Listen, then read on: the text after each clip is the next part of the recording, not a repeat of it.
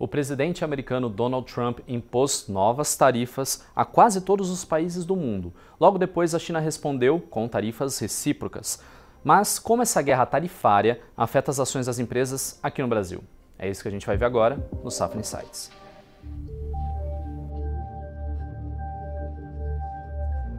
E eu converso agora com Luísa Mussi e Cauê Pinheiro, que são especialistas de research da Safra Corretora. Tudo bem, pessoal?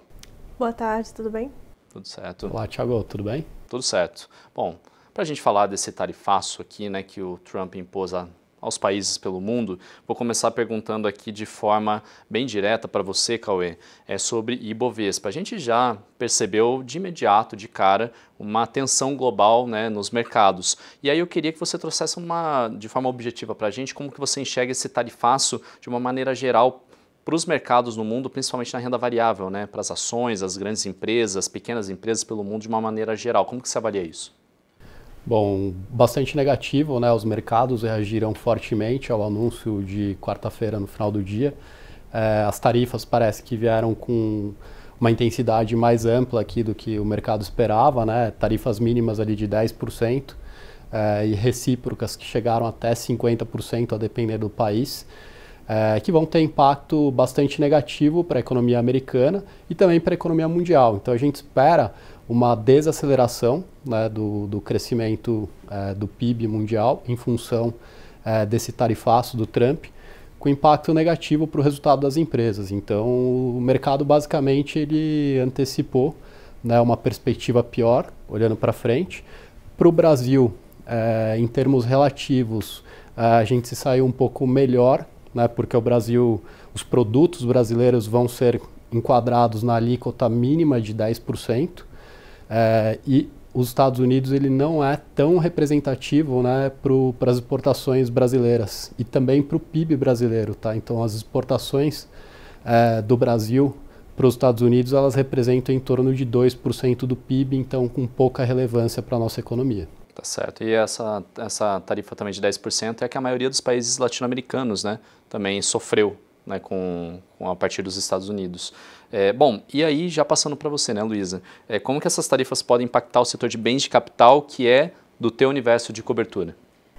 Assim, eu acho que o setor de bens de capital, ele, por ter essa característica de ser um pouco mais global, né, ele pode ter vários efeitos, né, e aí falando um pouco das empresas, assim, para a Embraer, a gente vê um impacto um pouco mais negativo, né, porque na parte de aviação comercial, ela exporta todos os aviões aqui do Brasil para os Estados Unidos, né, assim, dito isso, nos jatos regionais, que é o E1, que a gente chama, né, ela tem um share de mercado muito grande, então acho que ela teria alguma facilidade de repassar preço. O problema maior ficaria para o E2, né, porque o principal concorrente da Embraer nessa linha de aeronave, ele tem uma fábrica nos Estados Unidos, né, então não seria tarifado ali versus a Embraer. Já para a aviação executiva, né, ela também exporta algumas partes aqui do Brasil, então também poderia incorrer em tarifas, tá? Dito isso, a grande preocupação aqui é justamente o que o Cauê comentou, né, uma desaceleração da economia e principalmente da economia americana, porque é o maior consumidor de jatos executivos do mundo, tá? Para a WEG, né, eu acho que o impacto ele é um pouco mais limitado, porque a empresa ela exporta aqui do Brasil, né, motores e transformadores, mas o mercado de transformadores ele está com uma demanda muito maior do que a oferta nos Estados Unidos, né? Então isso acaba fazendo com que o repasse de preço ele seja um pouco mais fácil, tá? Mas também é aquilo, né? Uma desaceleração no mercado americano também poderia impactar negativamente a empresa. E aí falando um pouco do setor de autopartes ali, né? Que lembrando que tem aquelas tarifas também de 25% para veículos, né?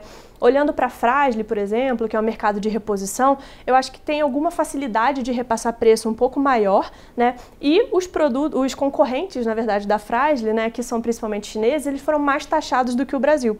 Então poderia até ser uma oportunidade potencial ali para a empresa conseguir ganhar um pouco de mercado, tá? E para a Randon, né, que vai ter essa exposição via Fras-le também, tem a AXN, que é uma empresa que faz autopeças ali e nos Estados Unidos, né, e ela importa muito da China, né, então poderia estar exposta aqui a algum tipo de taxação. Porém, num contexto onde o Brasil se tornasse mais competitivo, né, a empresa poderia fazer mais exportações Brasil via Estados Unidos ali, que estaria com uma tarifa, né, relativamente menor ali em relação ao resto do mundo, tá? Então, esses são os principais impactos aqui que a gente vê no setor. Tá certo. E bom, a gente falou aqui então sobre Embraer, só me corrija se eu tiver esquecido, né? Embraer, WEG, Randon e Fras-le, certo? Exatamente. Então, só para a gente poder também posicionar aqui o investidor, hoje a gente tem recomendação do que para cada uma dessas empresas? A gente tem recomendação de compra para todas elas, menos para a WEG, que é uma recomendação de neutro.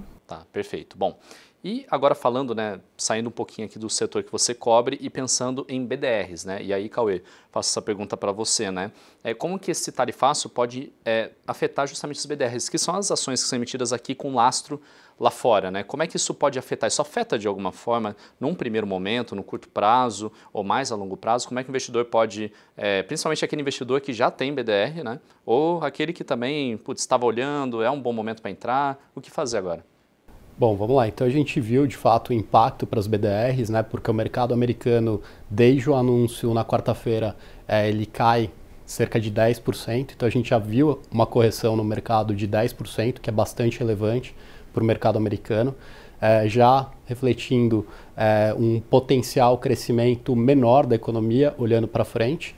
A gente ainda vê o S&P, que é a bolsa americana, negociando ali a cerca de 19,2 vezes o lucro, que é um patamar acima ainda da média histórica. Então a gente está falando que a bolsa americana está negociando cerca de 4% ainda acima da média histórica.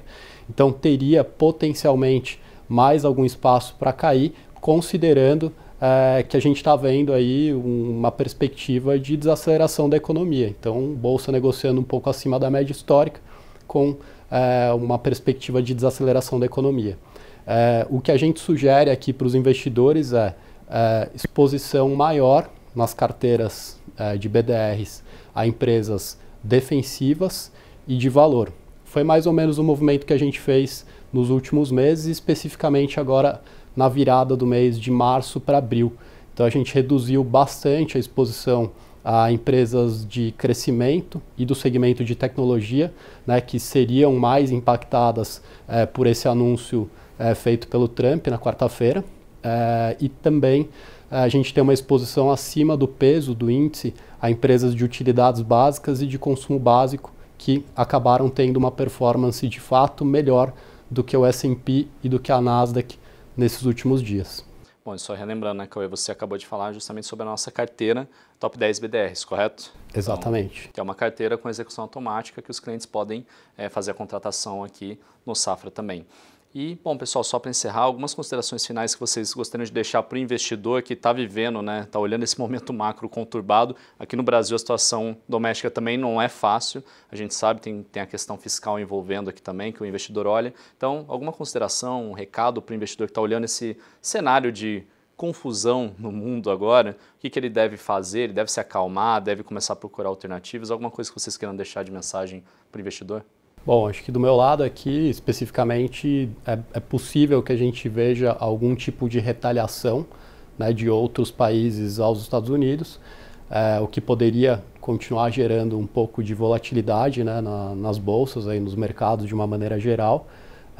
Então a gente recomenda um pouco de cautela no curto prazo, tá? Mas é um momento que tende a passar, tá? Então a gente imagina que a situação tende a abrandar um pouco, olhando um pouco para frente, tá?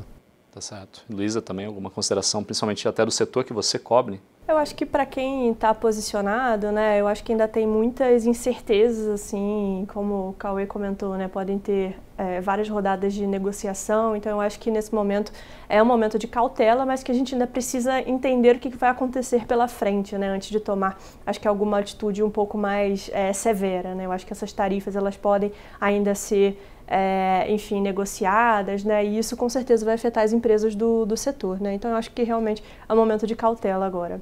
Tá certo. Bom, pessoal, obrigado pela companhia de vocês aqui, pelas análises. Luísa, obrigado por ter trazido aqui a sua visão sobre o seu setor de cobertura. Sinta-se em casa aqui para voltar. Obrigada, viu? Eu que agradeço também. Cauê, obrigado, como sempre, aqui conosco nas nossas produções. Mais uma vez, valeu pela análise. Obrigado, Thiago. Foi um prazer.